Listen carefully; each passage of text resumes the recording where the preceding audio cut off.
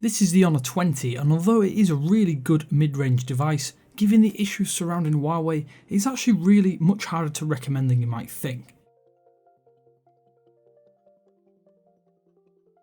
In terms of hardware, the Honor 20 really does feel like a mix-up of a number of similarly priced devices' best bits.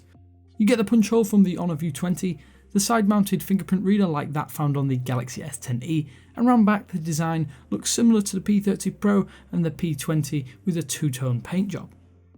In the hand, I will say this is a well-balanced smartphone that really does hit all of my own marks for size, shape and feel. The buttons are all in the right positions too, and the display is a great size, and in all honesty it has a very similar footprint to that of the iPhone XR.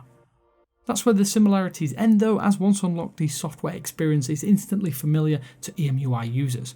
Magic UI 2 is Honor's rebrand, but this is most definitely EMUI at the core.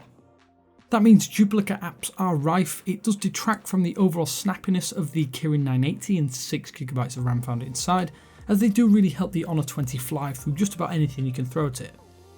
For me, it helps that this is a large screen handset, although that display is in the Full HD Plus flavour, and it is actually an LCD rather than an AMOLED panel. I will say it's vibrant, clear, and although it lacks a bit of brightness, is a solid LCD panel, all things considered. I must say that I am a fan of the punch hole, as it doesn't really detract or affect a great deal, and it only really becomes a bit confusing when taking a selfie, as you need to look at the top left rather than at the dead centre of your display.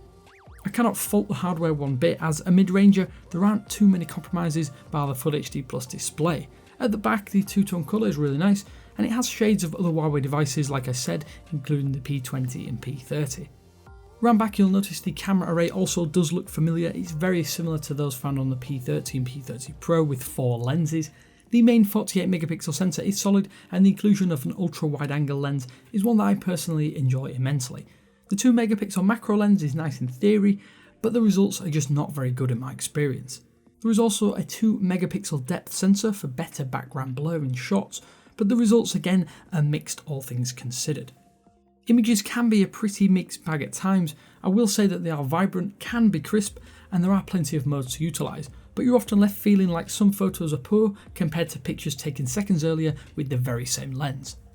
My personal opinion is that it will take some work to get the best out of this camera system unless a software update fixes some of the mixed performance. At the front, the punch hole is home to a 32 megapixel sensor, and I really do like the sharpness and quality on offer. Overall for me it's a good selfie shooter and better than most on the market for sure. One area the Honor 20 excels is in battery life, even with a slightly smaller 3750 mAh battery. The battery is so good that even heavy users will have a healthy allowance left at the end of each day. Then, topping up is super quick thanks to the 22.5 watt charge brick that comes with the Honor 20.